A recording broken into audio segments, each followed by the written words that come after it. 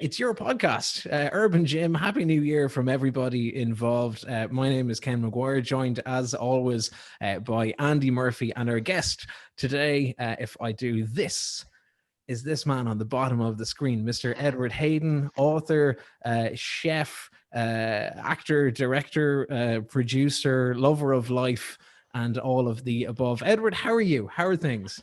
Thanks very much, Ken. I'm good. I've stopped putting them all on the business card. The business card ran out of space.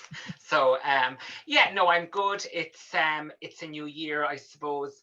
That being said, we have been catapulted into a year that's very different than what we were expecting it to be. I think I, like so many, was following the narrative of the year. And the narrative of 2020 has now passed, and I think we all felt, you know, if we battened down the hatches for that November period, we were going to head into a really positive Christmas.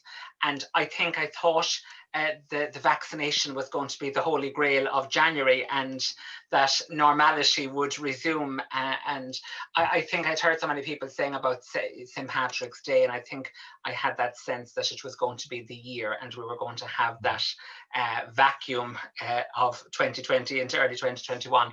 And it's a little bit different now. So I'm just trying to rethink and reimagine a little bit how this year is going to be. But listen, I'm good. I'm hale and hearty and healthy, and I'm not too bad. That's the main thing. Andy, how are you? Happy New Year to you. Yeah, I'm doing good, Ken. Thanks very much. Happy New Year to you too, and to everyone that's kind of tuned in today. I'm delighted to have Edward with us to share his story today. So I get a lot of people messaging me often about food and bits and pieces of that. And I'm like, well, I only got into cooking a while back, maybe about 2 or 3 years ago, and I don't know, maybe my cooking etiquette could be looked at a bit deeper by Edward as well. I'm here to ask a few tips as well, my own cooking now going forward. But I'm delighted to have Edward on. So thanks so much for coming on a Saturday night and giving up your time today, Edward. Well, listen, I tell you, a Saturday night, this is a date on a Saturday night. It's a real treat. So to have anything to do on a Saturday night is great. When I was getting ready, it was a case of, normally it is tracksuit or pajamas. So to have a shower and brush your hair and put on a kind of clean jumper is a treat on a Saturday night. So yeah, absolutely. Funny how we've all gone and made the effort for this Saturday night. And you've mentioned food, Edward. My first memory of you and my first encounter with you before we started working on the radio side of things was through food, and I have always known you as Chef Edward Hayden, despite the previous mention of all of the strings to your bow. So maybe let's start there. What is it about food? I mean, you go back to, like, whether it's early memories or early experiences about food, but what is it that has drawn you to the world of food? I suppose, if I was to be very honest, my route has been circuitous, and let it be said, in terms of your knowing me as Chef Edward Hayden, that is, I suppose, the preferred identity. The rest of them have all just organically and strangely happened over the years. I don't have the memories. I keep saying I'm going to have to start making them up. I don't have the memories of standing on a step that every other chef that seems to be well known peeling blueberries to put into an apple pie. I don't have those memories when we were growing up. I know we grew up very simply here in Graignamanagh. We were a house and a family, like, you know, every other house and every other family of the time. I'm the youngest of 5. My mother was a homemaker. She stayed at home and looked after us, and my father, and they were very much that kind of a mom and pop store, if you like. But like, my mother cooked dinner every day, like from scratch. But as I said, I don't have that sense of, you know, having my own little bit of pastry to roll out or whatever. But she was into that. I always wanted to be, the 3 things I always wanted to be when I was asked in school. I wanted to be a teacher, an actor, or a chef. Strangely, I have somewhat become a conglomerate of all 3. But I suppose family was the sense of, you know, go off, get the good job, get the sensible, permanent, pensionable job. So I did decide I was going to go to be a teacher. I went to UCD. I selected an arts degree in UCD. studying English, Spanish and geography. I loved English, I loved drama, literature and poetry and all of that in secondary school. So I went off to do that, and the small town boy landed above in the concrete jungle that was UCD, and I really, for the first time in my life, completely felt like a fish out of water. And I continued with my studies, and the bus from Dublin at 1:05 on a Friday back to the cross above in Gorn was the highlight of my week to get home. And I knew very quickly that it wasn't for me. Again, that famous Irish phrase, you finish the year. So I finished the year. Why, I don't know, because, I never went back to it, but the thing was to finish the year. And then I started working for a year. I worked in Kilkenny in the Kilkenny Design Centre. What age are you at this Design Centre. Pardon? What age are you at this stage? Now, what age am I at that stage? I'm 18. I'm 18. I was just post leaving cert. I'd done transition year. And yeah, it wasn't for me. The content of what I was doing, I had no issue with. But the whole experience, I was that kind of, I was the chap from the country. And I suppose I hadn't a big pool of people going up to UCD with me. And I became eclipsed by the whole experience. And it was just too much for me at the time. So I came home with my tail between my legs. I came home. I got a little job for the year with Kathleen Moran in the Kilkenny Design Centre, who to this day now, 20 odd years later, would remain to me as a kind of a really good mentor in terms of all things right and proper and business-like. And then I started a 2-year course in Waterford Institute of Technology to be a chef. I said, okay, well, the teacher bit didn't work out, so scratch that. Let's go on to number 2. And never looked back. I had worked in a pub restaurant here in Great Naman at the Dewish Inn when I was younger, like 15, 16, 17, the pin money. And loved that, loved all things food and hospitality. And again, it wasn't... it was a wonderful experience, but I mean, I went in to the bar. I loved the bar work, actually, collecting the glasses. And I used to make a fortune on a Saturday night because I used to do the table service and the delivery of the news. So if there was a bit of gossip going on here, I'd bring it to the next table. And at the time, our customers were all just, nice middle-aged couples and groups of women or whatever. So they didn't have to get up off of their backside from the time they came in. I used to do the table service and they'd all give me €1 or whatever. And like me, I was like the rookie there. And I used to go home on a Saturday night, I think, with more than my sister who worked in the bar. And she was like a bar, she was in college at the time. And she was on better wages than me. But I brought home more on a Saturday night because I had my homework done. And went off to study cookery. And it evolved from there. So what was it about the cookery that clicked for you that the teaching side of things didn't? The experience, I think. Waterford Institute of Technology. Now, again, I suppose I must preface the answer by saying I'm a bit biased now because I'm now actually working down in Waterford Institute of Technology and delighted to be so doing. But the whole experience in Waterford, for the minute I went in, I met, you can just meet the right group of people. The subject matter was really good for me.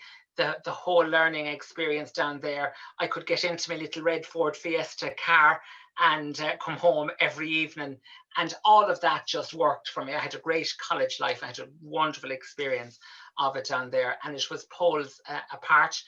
And I always say, it wasn't that UCD didn't suit me. I probably didn't suit it, because that I can still see the big lecture halls and listening to Sophocles and Chaucer and Frank McGuinness was one of our lecturers. So I mean, it was a fabulous place to be, but it just wasn't for me at that time. I think we're all witheads then. Were you WIT, Andy? Yeah, I was, and like Edward said there, nothing but great memories from WIT. And again, Edward obviously works there. Like I worked in the WIT arena, which is a phenomenal setup with just really good management, really good staff. The atmosphere in the place is phenomenal. And I always said to this day, the only place I would leave the arena for was to eventually maybe open my own place. Like the facilities there are second to none. Like they're just brilliant. And like I said, it's the people then, it's the atmosphere going in, you're looking forward to going into work, you're looking forward to seeing, you know, the heads that are in WAT, Edward, like, you know, and you're always greeted with a smile, and it doesn't feel like work. That's the best thing I would say. And it's the same with college when you go into lectures and that. You're going in there because you want to go there. It's not because you have to go there. And I'm sure maybe by the sounds of Edward there, his experience in WAT, and even to this day, kind of epitomizes that, like, you know. So I think your story is pretty awesome, Edward. It's great to have a sense of place, and I suppose Andy Ken would know me that bit better. I really value a sense of place and a sense of community, and the different communities to which I belong. So let that be the community of home, let that be the community of work, or, you know, the group of people that I'm doing different hobbies with, or a couple of my other little part-time gigs as well. But a sense of place is very important to me. Yeah. So, but definitely, I had a wonderful time in it. It was the right decision. You know, I remember eventually when we got the graduation picture, mother on one side, father on the other, and me in the middle. I was beaming with pride. It was a level 6 qualification, and then I went on to do subsequent studies in culinary. I did a level 7 degree, and then I went on to do a master's degree in learning and teaching in higher education. But it was the foundation was fabulous, and the opportunity to kind of to either withdraw after the 2-year course or to progress your studies. And the things that I would have learned, I'm now teaching, and the things that I would have learned were skills, formative skills that stayed with me right throughout my culinary career, and made me, you know, to be the person I am in terms of, you know, the hard work ethic, and applying that and applying the skills that I had learned as well. Were you still working in food while studying? Yes, which I think, where am I gone now? Yes, I was. I had worked, I was working still in the Duish Inn at that time. And then that summer after first year, I got a job in the Hibernian Hotel in Kilkenny. And very shortly after I arrived, the whole team in the kitchen changed, and the most wonderful chef, Brian Heffernan, came down from Wicklow, and he just took to me and liked me. He was, when I think of it now, I mean, he was probably only a couple of years older than me. You know, he was maybe 8 or 9 years older than me, I presume. But he really like minded me like a bit of gold, and I was like a kind of an oyster that was just allowed to kind of slowly emerge from the shell. And whether he was making a tomato concasse, or whether he was finely chopping shallots, or filleting a piece of fish, or making an Italian meringue, or whatever, he would always call me and show it to me, and really his role during that time was to be a mentor and to be an educator and to be a teacher.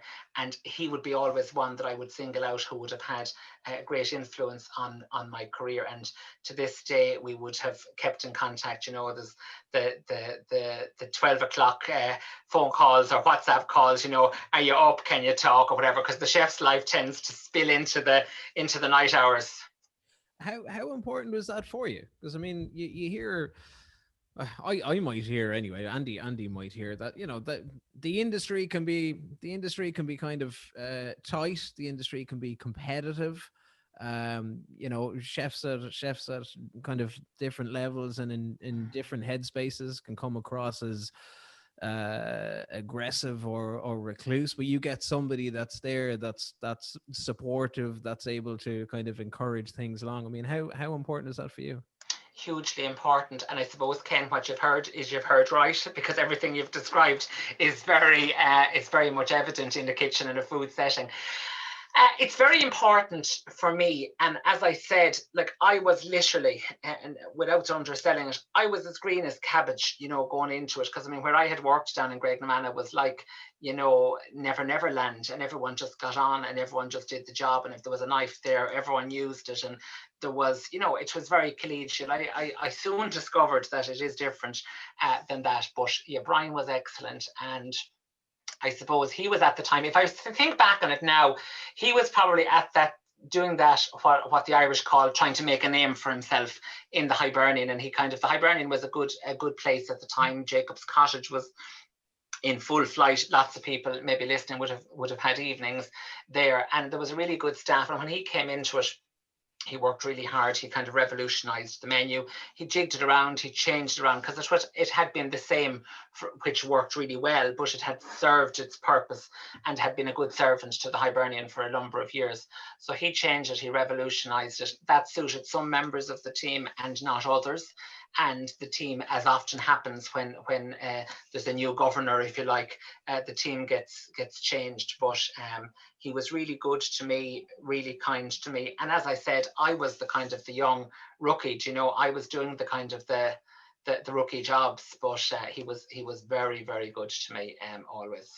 So where you are in that time, and then with the continuing of studies and on to the next level and on to the masters, I mean, what was your goal, or what was your ambition, or did you have one, or did you have a route that you were thinking on following? Or I did. I suppose I did. I decided that, having been in WIT, I looked at the gig and I said, yeah, I could see myself here in terms of working here.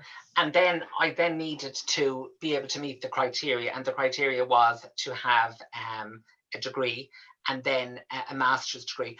I was really lucky, if you like, because I started working there very part-time. I did 2 hours a week in an adult education class for a number of years. And during that time, there wasn't a culinary degree. I mean, it seems like this is a million years ago, and it's not, but there wasn't a culinary degree in the region at the time. So I traveled to Cork to CIT to do my degree. I was working full-time at that time. And on one of my days off on a Tuesday, I used to go to Cork, and I used to leave home at 5:30. Myself and Maxie from RTE Radio at the time used to start together.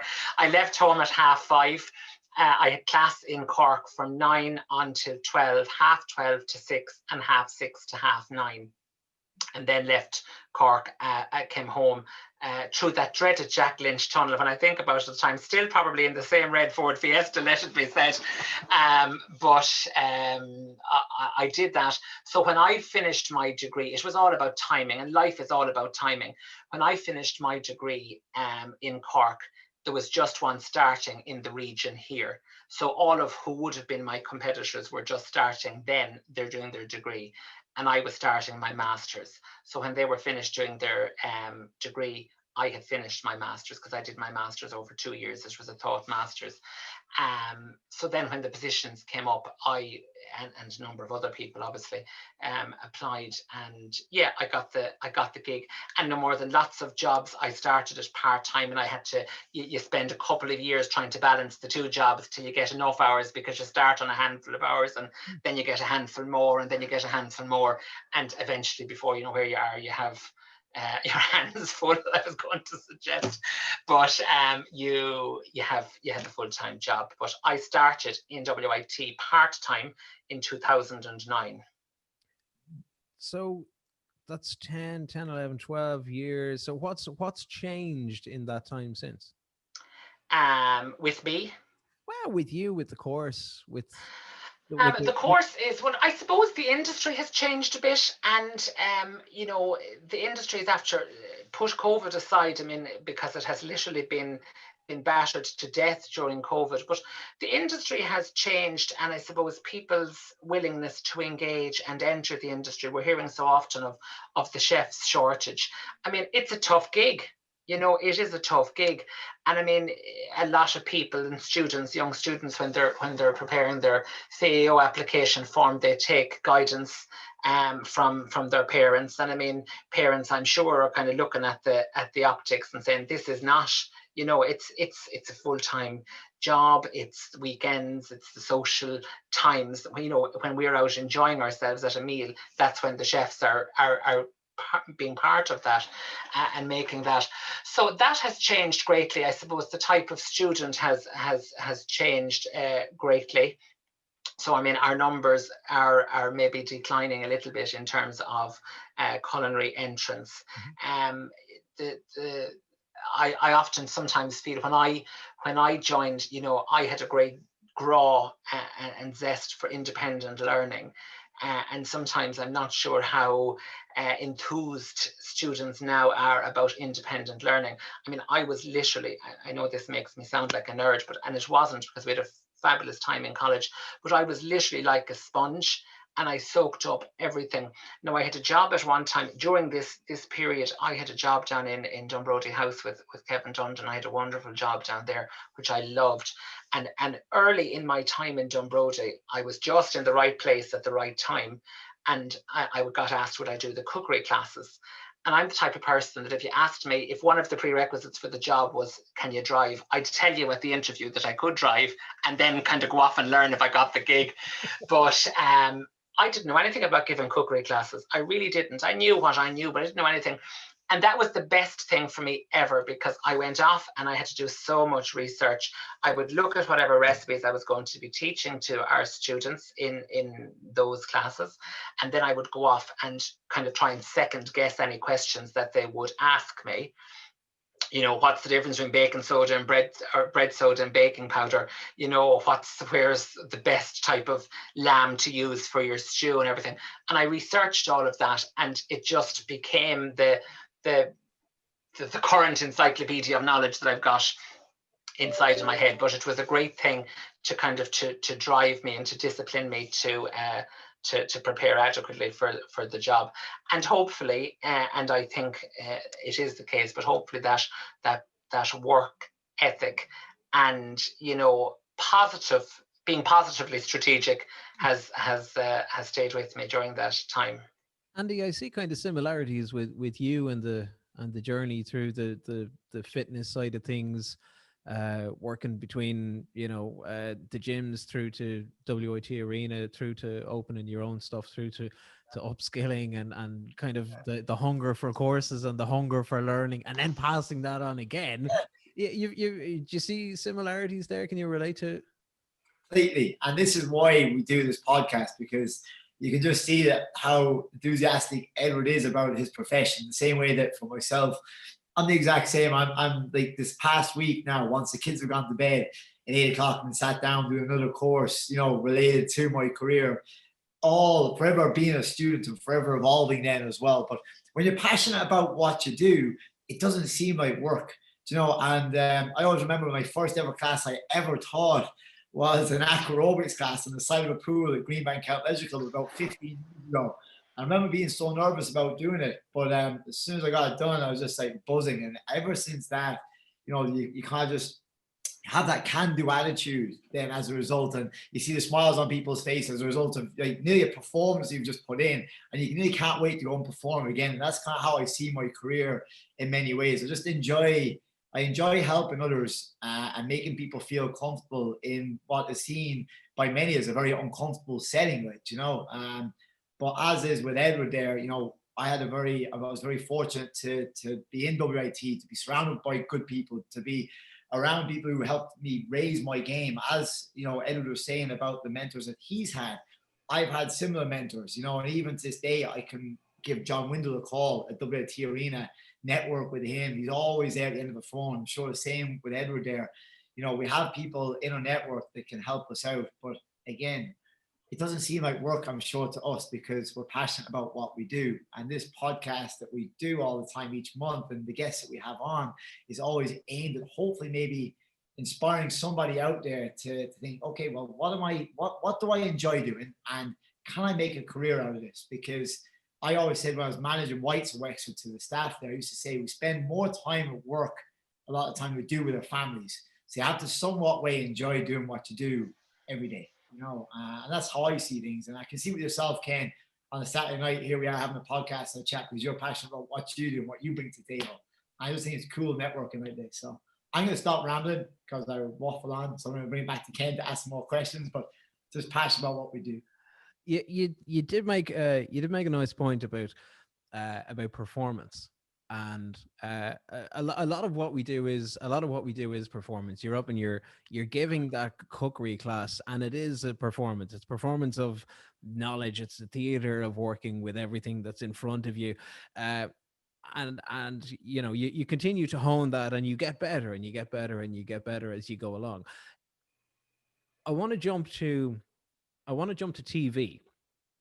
So when did Edward, the Dunbrody cookery class instructor, become Edward, the TV chef? I decided at one stage in 2008 that I should write a book. And the book came out on the 17th of October 2009. And inside the front cover, it said, I would like to thank all of my family and friends for all of their support and commitment on this project. And it was probably the only time I've ever written a lie, because nobody supported me, nobody encouraged me. And in fact, quite the opposite. All of my family in particular and friends said, no, I don't think you should do this. And, can you not just, stay as you are, and all the usual things. But anyway, I plowed on and I decided the book was going to be for me, and that came out. And then, Ken, as we all know, when you're trying to get something publicized, you have to kind of hawk yourself out everywhere and anywhere in the world. This book, then, I was still working. This book became my little side hustle, if you like. So I contacted all the papers and the radios, and I wrote to what was then TV3, now Virgin Media. And I probably wrote and I rang and I emailed and I sent a copy of the book in the post. And then I wrote and I rang and I emailed and I sent a copy of the book in the post again, and nothing happened. And just when I was going to give up this vision, I got a phone call one Monday. It was a Monday. And basically, as happens in media, someone had obviously let them down. For Thursday, I got an email that says, hi, just wondering, did anyone get back to you? We have a slot this Thursday. I'm in. Quids in. I'll be there. So I went up to do the slot.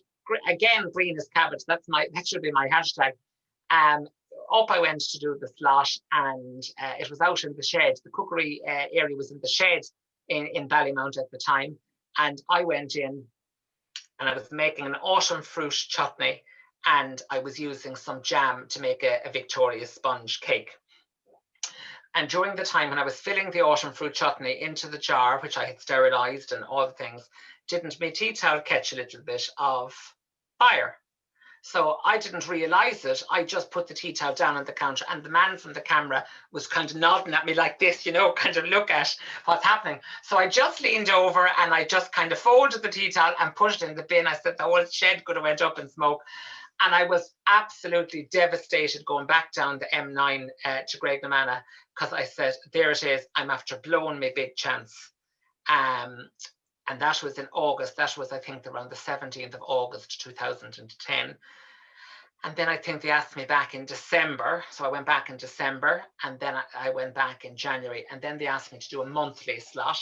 And I did a monthly slot for about a year, maybe a year and a half.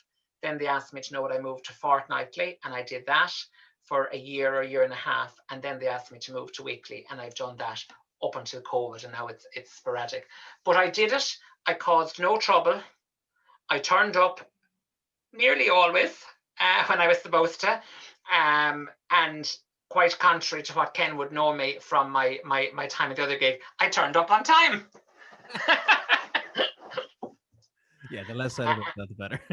Yeah, and less said is better. But that was it. And that's how television started. And I've done some really nice things. They would always have included me in lots of things that they're doing, where they get the regulars, whether it's a kind of a fitness challenge or up in an inflatable. This summer, I was up in that place in Athlone at the Hudson Bay, the water park. It was up this 40-foot slide, sliding down, not attractive sights, but I've done all those sort of things. And yeah, it was always good. And again, it's a community, and there's two communities going on. There's the community of people working on the show, and then the audience as a community. And I'd be very much honest. I mean, I always remember Imelda May was on the Late Late one night when Pat Kenny was presenting it, and Imelda May then just had hit it big. And Pat Kenny says to her, "You're an overnight success." And she says, "I'm 20 years becoming this overnight success." And that's me. People, look, I'm sure, and they say, "Quadra Man is in the paper and he's all over Facebook. He never gets off of it," or whatever. And he's doing this and he's doing that and the other. It all takes an awful lot of hard work. It takes determination. But it would have taken, I would say, at least 3.5 years. 2010, I'm doing it 11 years this August. But it would have taken at least 3.5 years for the customer, for not the customers, the audience, to get to know you, to know your name, to get a sense of expecting you. And that needs, continuance. That needs you need to rock up every Tuesday to kind of get yourself ingrained into people's minds. I'm very lucky, by and large. I'll say that people are very kind to me. for the work that I do, and it'll be on the television or on the radio or newspapers, I don't get a massive amount of negative kickback. People are very kind, they're engaging. But I've done all the bad gigs. I've played in all the wonky halls. I have cooked on all the wonky rusty gas cookers. I have had the cooker on a stage that was made out of pallets. I've done it all and made it happen. You know, if somebody was sick, I'd have sent them a card. If somebody wasn't well, I'd have checked in on them. When I go back the next year, I remember that, you know, somebody was after having a hysterectomy or whatever. I've invested myself in it because I like it. I like people, do you know? I like people. I communicate. I try, insofar as possible, to get back to people. And all of that is an investment in my career. But I like it, and the television has definitely opened doors for me and given me opportunities to do nice things. I haven't hit the big time. I remember years ago, my poor father, now deceased, unfortunately, since 2010. So it often saddens me that he hasn't seen the great things, because quite unusually, he would have been the kind of the bragging type about his children. So he didn't get to see a lot of the really good things that have happened to me over the years. But I remember one stage I had an article on the local paper or something, and my father said to me, Edward, he said, you've hit the big time now. You know, because my picture was probably in the little corner of the page. And I said, Daddy, I'll have hit the big time when I arrive on the Late Late Show. I don't know why. So I won't give up till I get to the Late. For whatever reason, I'll be on it. And I think sometimes, you know, that sounds probably hollow and shallow, and it's not intended to be such, because, as I said, I've done so many wonderful things. But I don't know why I had established that at the time as something that was important. But yeah, I mean, I've worked hard at it all, and nothing. I've had the opportunities, but none of them have come easy, and they come with a lot of sacrifice, as well. What have been the trade-offs for you? I mean, obviously, like time is a big one. I'd imagine, even with the TV stuff, it's early starts. It's a lot of prep work. It's a lot of travel. It's a lot of you know, in non-COVID times, you're flighty. You're tipping around the country. You're at festivals. You're at shows.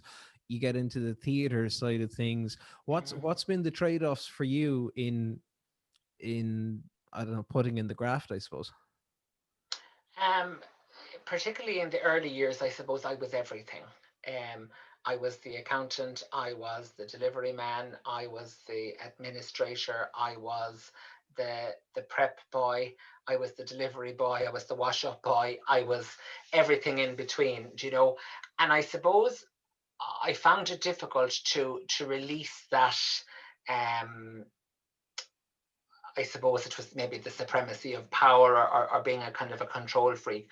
And I always felt that, well, unless I peeled the carrot, well, it wouldn't have been done right. Or unless I rang, you know, Mary down in Listowel to tell her I'll be down for the cookery demonstration, it wasn't done right. So over the years, I suppose I've, you know, been very lucky to bring in some really good people who have helped me. And I never say worked for, that have helped me to kind of to continue to build the enterprise, and I suppose have done it in, by and large, the same way that I would have done it, you know. So they would kind of approach a situation in the way that I would do it.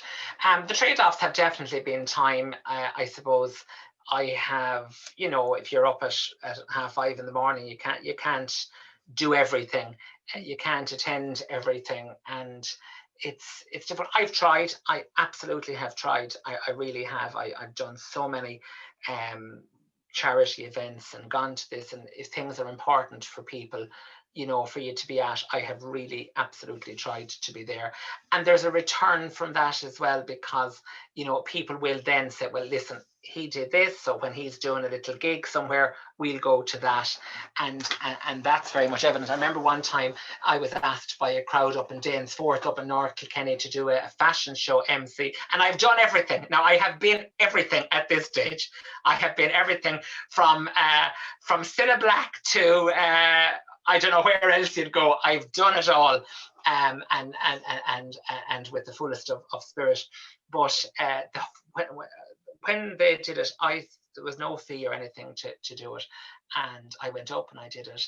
And about 3 months later, I was launching the first cookery book in Kilkenny that I was telling you about earlier on. The full committee were there. They had a table and they were there, and that's what people have done. So I'd be good to keep in contact with it. Time has definitely been a thing. I've lost the time to do lots of certain things that I would have maybe wanted to do, both personally and professionally.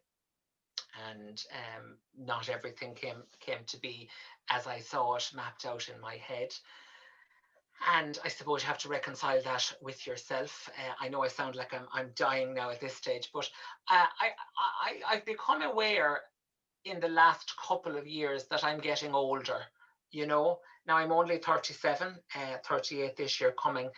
So I know that's not old, and I'm not feeling that I'm professionally replete or spent or anything like that. But I'm conscious that I'm now too old to do some things, you know, or it becomes more challenging to do it. So yeah, I mean, have I regrets? Yeah, of course, who doesn't? But most days you kind of think, well, you know, it'll be fine, and you can offset them with things that have been positive. Yeah. I haven't done a huge amount of travel. Yep.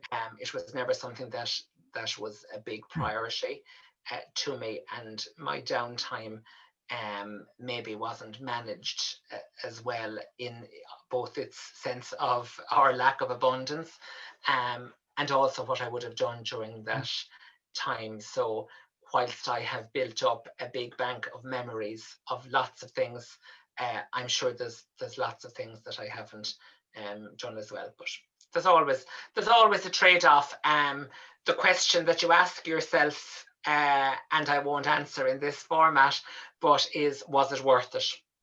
Yeah. Okay. And that's being very honest. You wonder, was it worth it? And sometimes you get a bit rocky on the path, and you kind of think that you're in a labyrinth, and you can't get off. But the choices that you have made have gotten you to where you are and have shaped you to who you are now. Yeah, and isn't it funny? I tried the things that I now do. I try to do the things that I really, really enjoy. Yeah. Okay, I really enjoy. I'm very lucky. I love the gig on the television. Absolutely love it, and I love the feedback that it brings. I love reading the Facebook messages afterwards, and people say, "Oh God, it's lovely." The other day they were saying they were giving out because I was after using. I had a Waterford crystal bowl, and I had used it to make lamb burgers. Or sometimes I remember a woman saying to me one time, "You're after wearing that green jumper 3 weeks in a row." And all of that. I enjoy that. I absolutely adore my job on the radio. I again fell in for a gig on the radio, and I enjoy that immensely, and have over the years made it my own. And I suppose do it a little bit differently maybe than other people would do it or have done it in the past. And I now have got the sense of confidence. Again, I'm very lucky that my main job is my main job. So then I suppose, not that you're laissez-faire about the part-time ones, but you kind of do it. And then if it doesn't suit, you know that there's another gig down the road. And so, but I absolutely adore it. I get up every Saturday morning. I try to take as little Saturdays off as I can, because I just love it. And then, as you said, my other love is theatre and the arts. And I adore that as well. Well, they're all very much centered around like the connection with people. So whether it's the teaching in the college side of things, or the cookery classes, or reaching into people's homes through TV or through radio, or having conversations, or as you've mentioned, and as people can see in the shot just over your head. Yeah. You've got the posters from the art side of things. I spy the Watergate Theatre logo just to the left. That's right. That was your big solo show, which is no mean feat. I mean, for people that are unaware, you do an awful lot of theatre, and you do an awful lot of theatre while you're still doing the TV, and you're still doing the radio, and you're still doing the college, and you're still doing everything else. So let's divert there a little bit. What was it that brought you to theatre, and what keeps you there? And if I can just, in answering that, Ken, if I can just say to you, and I said this to somebody recently, and whilst the word is negative, I'm not intending it to be so. I'm a little bit like a human leech. So I need people. I feed off of people. So there's that sense of me feeding off of people, and I get my strength. Scarlett O'Hara, if you remember from the film and Gone with the Wind, got her strength from the red earth of Tara that she clenched in her fist. I get my strength from people, and from a little bit of what I'd call soft talk as well. I do like a bit of soft talk. But I've always been involved in drama here in Greg-na-Manna. I joined the drama group when I was about 12 or 13. They didn't want me because I was a child and they were an adult group, but I stuck with it. And I remember every year I'd come home and they'd say to me at home, what part are you playing? And I'd say, oh, I'm the prompter this year. And I was the prompter for about 5 years. And then during that time, I came home. Then the year I was doing my leaving cert, I came home and said, what are you doing? I said, I'm going to be the cripple of Inishmaan. So I was the lead. And I remember they said, you're doing your leaving cert. And I was like, I'm the lead. So I did that. And I stayed with that group all during through the years. And then I've joined a group in New Ross, and many of Andy's followers will be familiar with the group in New Ross. And I joined that. I went for an audition one year, didn't get the part. And that was fine. And then I went back again with my tail between my legs, which is the recurring theme of tonight's podcast. And the following May, that was in October, the following May, I got a phone call from a lady who's very established in drama and theatre in New Ross, Margaret Roster. And she said, you auditioned for a part last year. She said, I'm now doing a play and I'd like you to be in it. And I joined it and really, really enjoyed it. And we do the competitive thing. The other poster that you can see behind me, Ken, is the poster of last year's production of Notes on Fallen Leaves. We've got onto the All-Ireland circuit for a number of years. And the first year we entered, we came third with The Tinker's Wedding, above in Letterkenny. The second year we entered, we got second place down in Kilmuckridge with Don Negro's Spectre. And last year we entered a play by Ayab Kandin called Notes on Fallen Leaves. It was a story of a mother and son with early onset dementia. And it was the most beautiful, tender monologue piece with myself and my onstage mother having a 25-minute monologue each to deliver, and then I had a few lines at the end just to tie it together. But it was a most beautiful, tender piece, and we worked so hard with it, and we got first place in Rossmore, not last December, of course, the December before. We had no festival last year, the December before. So that has been hugely important. The other show, I always try and do some fundraising every year for the Carlow Kilkenny Home Care Team, which is a charity that's very close to my heart because of the work that they did, allowing us or facilitating us to mind my father at home in his final days. So I try to do a fundraiser for them every year or 18 months. And what I tried to do is get something that would make a couple of thousand, because I would find it hard to be doing, 10 coffee mornings in the year or trying. So I tried to do a big whammy. So I've done different bits and pieces, and I'm quite friendly with Sean Keane, son of the late John B. Keane. And we used to go for coffee in the days when you could go for coffee. And I'd always have an outline from the play that I'd be quoting. And he said to me, why don't you just do all the parts? And as I was driving back home, I said, I could do that. So I set about taking 9 of the John B. Keane plays and some of his poetry and kind of, if you like, contextualizing all of them together and putting pieces of them together to make them into separate monologues. And I presented a show in the Watergate, a one-man show. Didn't realize the enormity of it.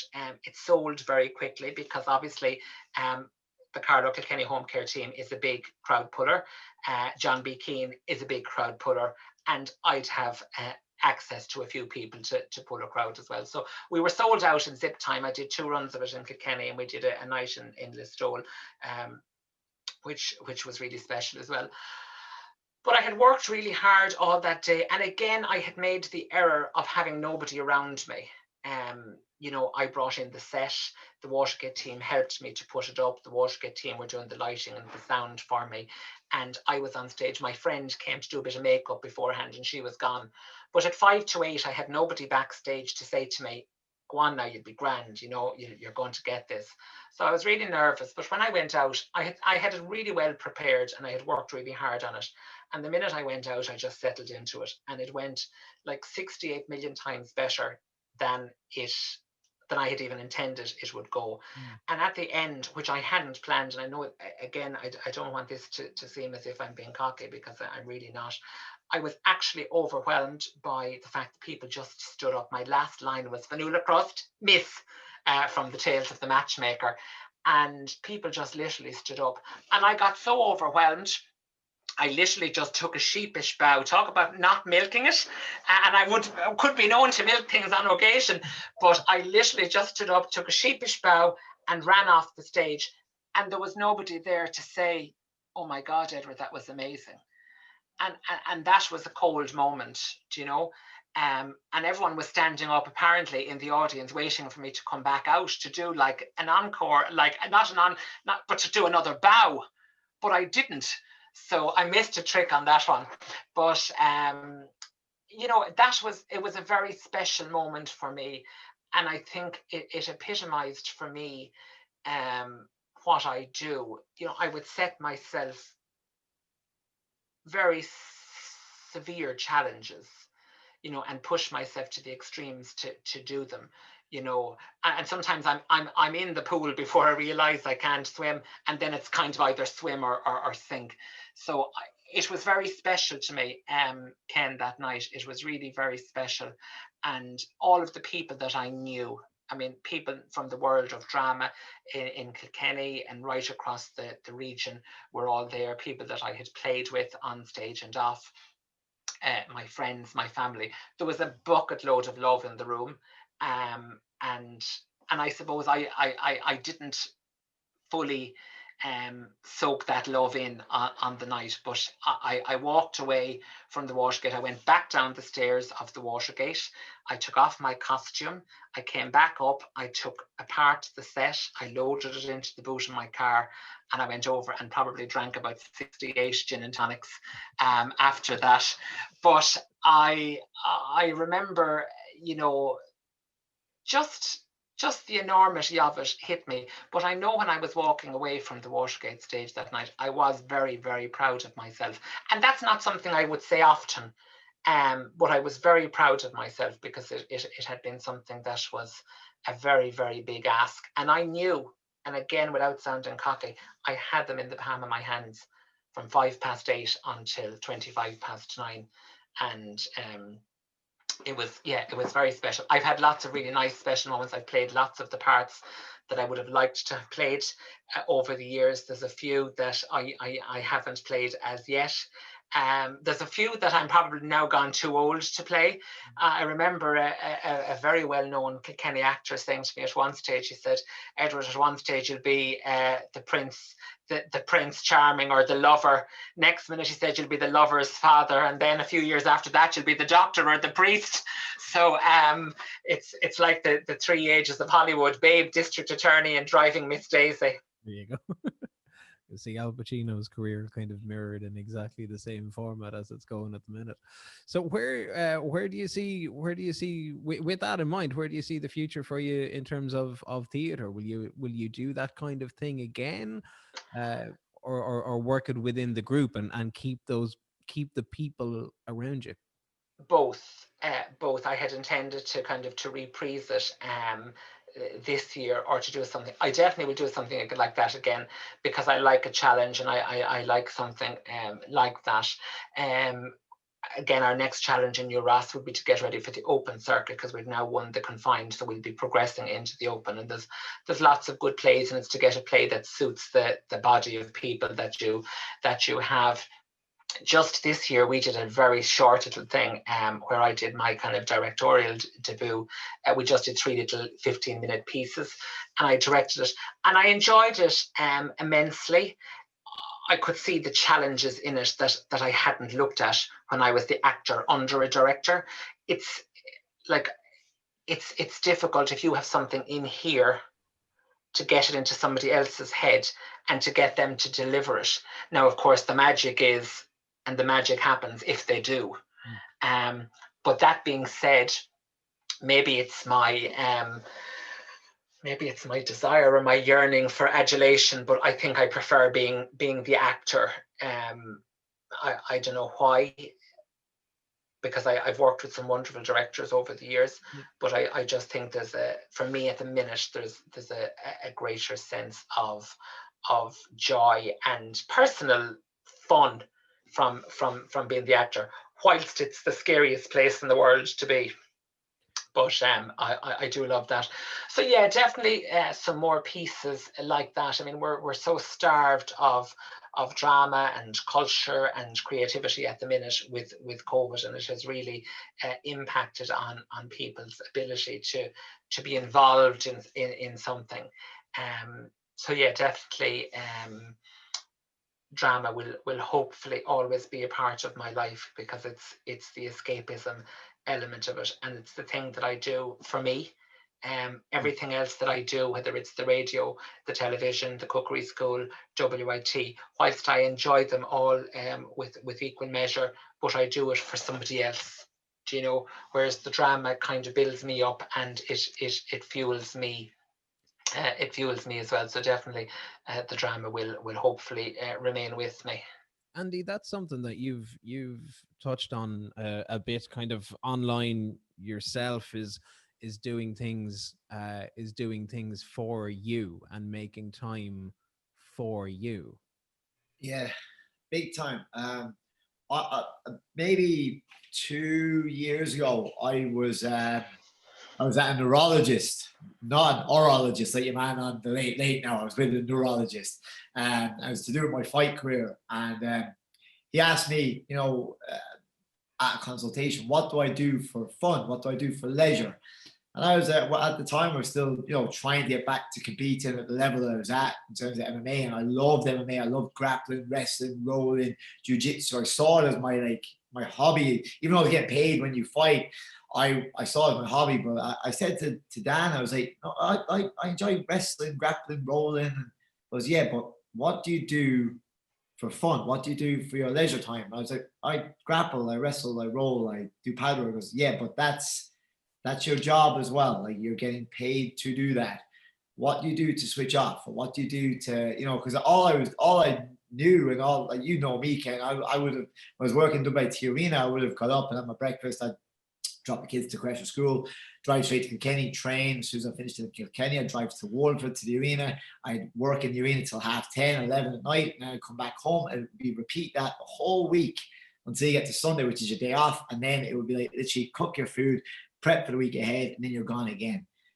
So that was something that really hit me. And I really had to think about that, because I was like, well, what do I do for fun? What do I do for myself, whereby I switch off and I don't worry about, like, say, competition or getting back to compete, or trying to look a certain way. Not that I ever did. I never tried to look a certain way, but I was always doing things for performance. But as Edward was saying there, I probably wasn't doing anything necessarily for myself. Whereas now, with the gym and stuff like that, I've really tried to get the message across that you have to somewhat way enjoy doing what you do, but try and make time for yourself. It doesn't always have to be a workout. It doesn't always have to be a crazy gym session. It could just be going for a walk. Like today, during this lockdown at the moment, we've gone with my family for a 15-20 minute walk every single day, just to get out and enjoy. I say it all the time: the sights, the sounds, the smells, the feelings, and then the communication that we have, where we don't have the phone out or anything like that. I just really enjoy that. And that was something that really hit home to me. And before opening our gym, even above the door at the gym, we have a sign which says, "This is our happy place." Because I don't want it to be just associated with just a workout. I want it to be more than that. The workout, yeah, I think Jimmy Carr often says, people often won't remember, not Jimmy Carr about a workout, but people won't often remember a workout, but they'll remember how you made them feel. Same maybe with a performance, Edward, and that as well. They might not remember all the lines from a play that you're involved in, but they'll remember that feeling. And you obviously remember that feeling of the ovation, but you made them feel that way. And that's what they remember. And that's something I always say with the gym. And going back to your question, Ken, yeah, that I just try and focus on things that I enjoy doing. I've tried to learn a little bit more about my own energy, what I can manage, what I can't, because I was a bit of a yes man as well. I'd say yes to everything. I'd go and do everything. I feel if I said no to somebody, I was letting them down. But the problem is if you say yes to everybody, to everything all the time, the person you're letting down is yourself sometimes. And then you don't have the energy to give to the people who often need it most, which is whether it be your loved ones or in terms of my own health and well-being, it was myself. So to go back to you, Ken, and to go back to Edward, I think it's important to have something that you enjoy doing and you can just switch off from the craziness that is life at times, you know. Edward, do you find just on the end of Andy's point, do you find that you feel pressure to say yes to a lot of things? Because you do an awful lot. I do an awful lot, and I say yes to an awful lot, Ken, if it's possible at all. I suppose, do you know, if I was to really tell you, like, I would find it easier. People are asked, when they ask me to do something, they might ask me to go to something or to MC something or launch something or cut a ribbon or you know, whatever. And sometimes I find it easier to be that person than to go to it. Than to attend something, you know. So for me, it kind of is easier, because at least when you go, you know, people know what you're there for, as opposed to if you're going to it, then you're trying to if you go on your own, you're trying to make a bit of small talk, or you're trying to kind of, you know, find somewhere that you can either hide or fit in. So at least if you go, I probably am a little bit more managed about the length of time I'm going to stay. Do you know? So I would normally acknowledge in advance, well, that's grand, I'll be there at 7 and I'll have to go at 8, or whatever the case may be. I try to say yes to as much as many things, because as I said, people pay you back in different ways. It might not be a financial way, but people will come to something that you're doing, or I might be looking for people to come to a play, or I might be looking for people to maybe come to a class or whatever, or to maybe buy a book that you're doing or whatever. So I say yes to as much things as I can say yes to. My time has become a little bit scarcer. I have a cookery school at home, and my time has become very scarce since that came. And it's something that I'm even continuing now, forget about COVID, but pre-COVID, it was something that I find it very difficult to have got used to, because I'm very much a free spirit in a way. I think if I was in a different time, I'd be a wandering minstrel or something. Or there's that nomadic sense in me. So I find it difficult. I always joke and say I'm a bird that's not for caging. So for me, when people started booking in for classes, I was nearly feeling like suffocated, because I didn't want to know on the 1st of April what I was going to be doing on the 23rd of June. Do you know that some group were going to come up from Cork and they wanted me to be there? Because then it meant, well, what happens if you get a better gig, or, you know, that sort of way, or not a better gig, but something that you want to do, or maybe like Marie Mullen could be performing in the Watergate that night in a kind of a one-night Druid production, and now I can't go to it because I'm committed to this. So I joke, and this could have so many ramifications, but maybe I have commitment issues, I've decided. So I love people to ring me. In an ideal world, I love last minute. And again, that brings me back to my arrival times at KCLR. But I do love last minute. So I love if someone rings on a Monday and say, listen, someone is after letting us down that was to cut the ribbon Friday night. Will you come and do it? And I think that's nice, because it's I don't feel the pressure on my shoulders for long periods of times. I do as much as I can. I go to as much as I can. I meet as many people as I can, or what they're looking for. And I'm not saying that I'm Daniel O'Donnell or anything, that going to be meeting people for hours and hours. But people like to talk. I write to a lot of people. I have people that send me cards, or they might text me if they're feeling a bit down or whatever. I try to stick a prayer book in the post. Or today, actually, I was writing a few cards, and I was after buying some seeds, flower seeds of lupins and antirrhinums, and I'll just stick them, and I'll say, listen, stick them into a pot and, you know, watch them grow, and let nature kind of spur you on. But yeah, the pressure of time, commitments can be daunting, because it leaves you less free to kind of choose what you'd like to do. So long-term commitments of the professional type seem to challenge me. Well, you made the short-term commitment for this evening, for Saturday night, so it is much appreciated. And it's a pleasure to do. As I told you, let it be said, this is a new departure for me. I've never done a podcast, so now I can say to people, "Oh, I've been podcasted." If that, I'd have to look up whether you say I've been on a podcast or been podcasted, but I've never been part of a podcast. So yeah, this is a real cherry popper, maybe. We'll get you covered with the technicalities afterwards. Conscious of where we are with time, we don't want to keep you too much longer, but I'd like to circle back to food. I know Andy had kind of joked about looking for tips for his cooking in the kitchen, and he's been flat out throwing up videos of his lovely plant-based recipes and everything that's good for the body and good for the family. But Edward, he's showing all the signs of it, of course. Oh, sure, look. He's the Adonis of New Ross there as well. For you, Edward, and your relationship with food, or your you know, what, as a chef, as somebody who's very kind of conscious and creative and teachy and everything with food, what do you eat? Very simple. Well, it could be a very simple question, but yeah, and it is, and it's an equally simple answer. I eat. I would nearly always. I'm not saying that I'm purer than the driven snow, but I would nearly always do what I would call from scratch cooking. Now, that would be very, very simple when I'm at home. For example, this evening, I could tell you what we had for our dinner this evening. I did pan-seared bacon chops. I made a lovely sauce with some fresh chives. I had some mashed turnips. I had a bit of cabbage, and I had some potatoes. Tomorrow we'll have a bit of roast beef. I could have a chicken stir fry. That sort of thing. So simple from scratch cooking. My lunch, if I'm at home for lunch, I adore poached eggs and crispy bacon, and I make this sweet chili jam, which I really love. So I love that as like a kind of a brunch lunch sort of an option. I like lots of things. I like all the good things, and definitely all of the bad things as well. And like Andy, I'm showing all the signs of it as well.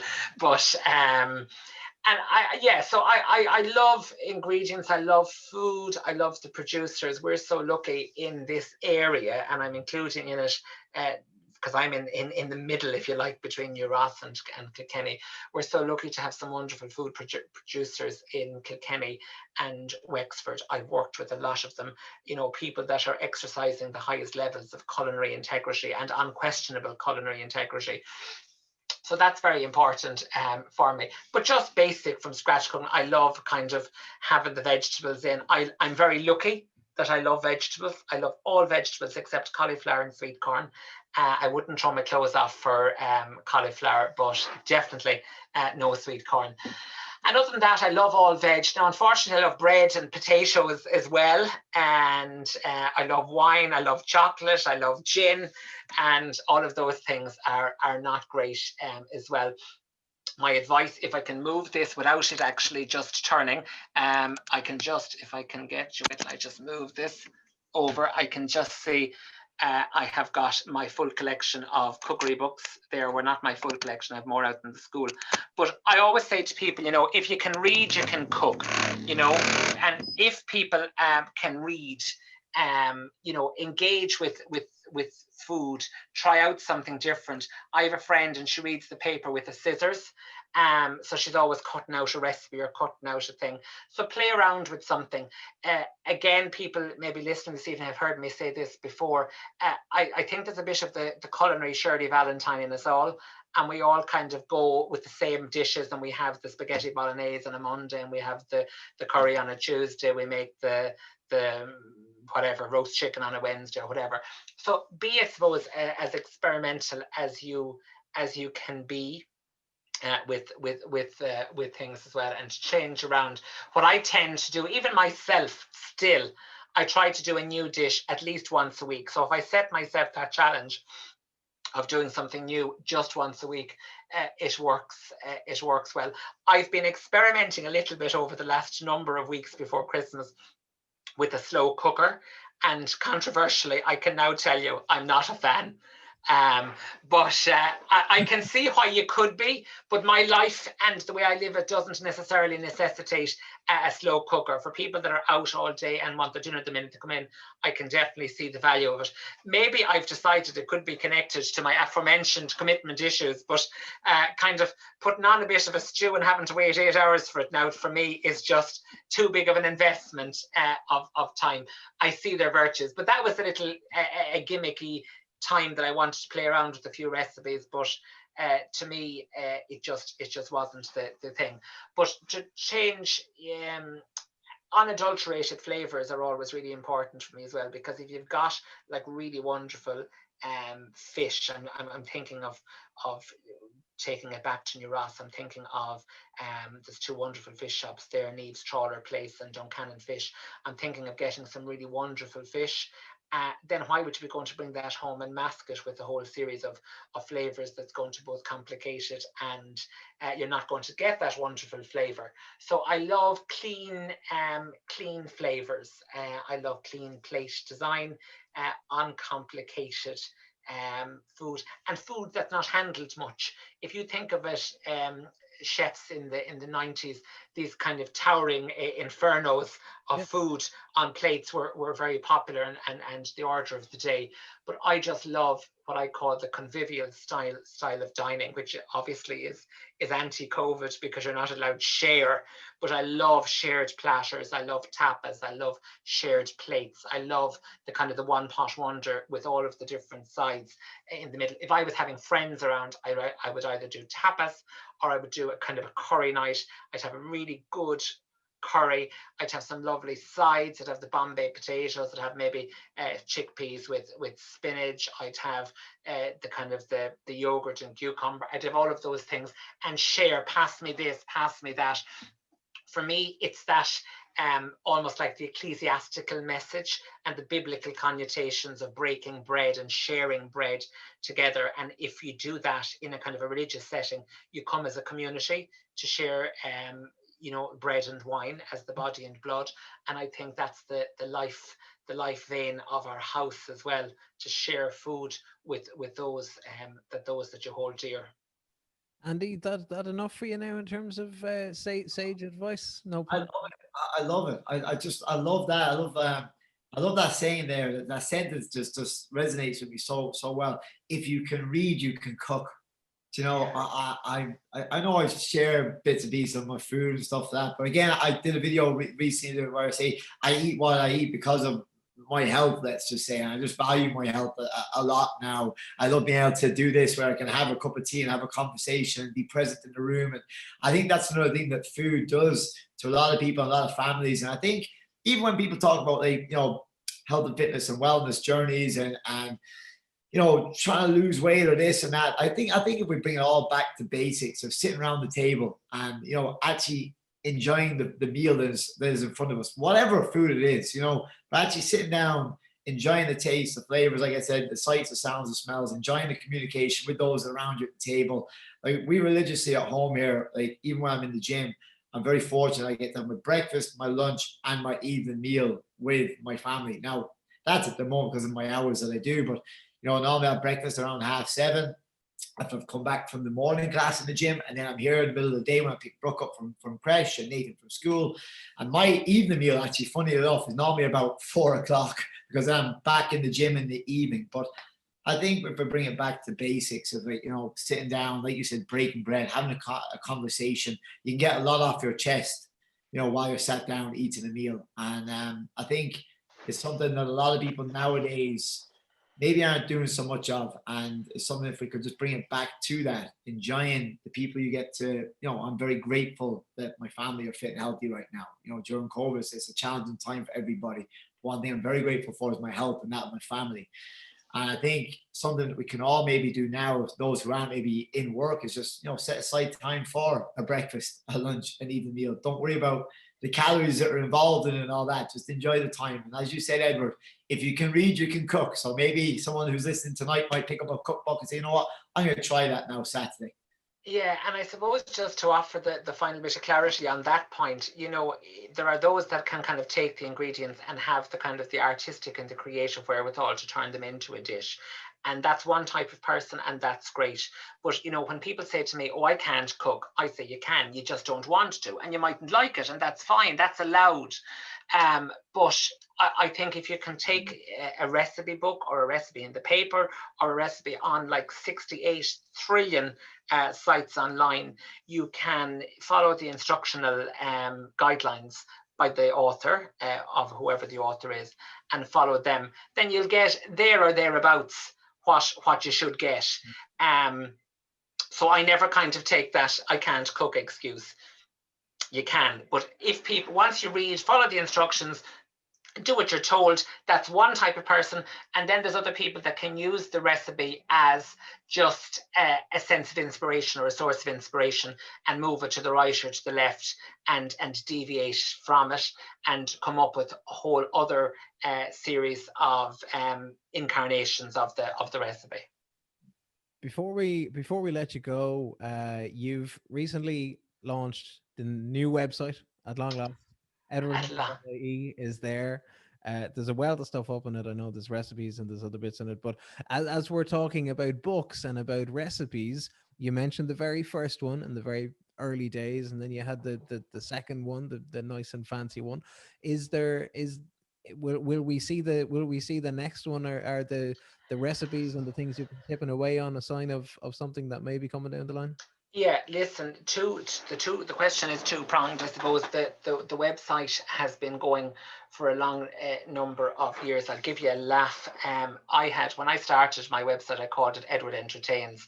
And you'd be surprised the amount of illicit emails you'd receive with that. So if you wanted your libido increased or your bust reduced, I could give you the sources, because I have all of the emails that come in through spam.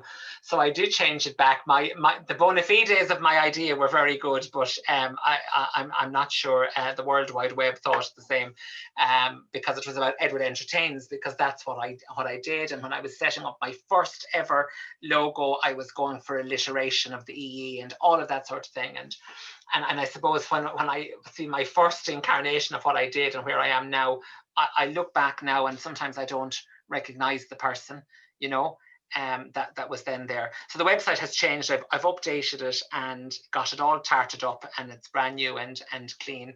And I got a few new pictures done, because I've changed over the years as well. And I was feeding out pictures that are 6 and 8 years old. So it was like my evil twin. So yeah, we have a new recipe as well. I currently have 3 books. My last one came out, would you believe it, in 2013, and I would have loved. I'm working so hard on one at the minute. What has happened to me in the kind of interim period is the cookery school came along, and it literally morphed up, gobbled up, swallowed up, and ebbed away at any free time that I had. Because I used to come in from work in the night, I'd have my dinner, I'd maybe watch something on the telly, and then I'd come down here to the office with a coffee and just start tipping away. And literally, that Irish phrase, I was always just tipping away. If I wrote a recipe or two in the night, that would be fine. My free time was all gone. I was coming home from work, I was going out to the cookery school, and at 12 o'clock in the night, I was kind of mopping out the floor and emptying the bins from that when everyone was gone home. So that was really a problem, and it was one that I needed to correct. So when lockdown came, like so many people, I decided I was going to be really virtuous. But what I've learned is that I'm less productive in periods of dormancy. But it's definitely on my priority list to do, because I want to have it, not for the sake of having a kind of a weighty tome by the time I pass away, but I just think it was something that I always enjoyed doing. I loved the feedback from it, and it was always great to be doing, and having the books as a connection. People were always very kind to buy them, and people always use them, and even still people ring me or write to me and say, God, I still use your chicken and chorizo or your chocolate biscuit cake, and I get wheeled out for the red onion marmalade or the Christmas cake or whatever.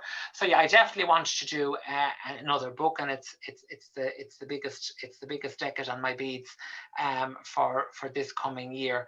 But time really, I just couldn't get over how precious time is, and how much scarcity of free time there was and is in my life to do it. And as I said, that brings in itself a whole series of questions that I could give you for podcasts 2 and 3.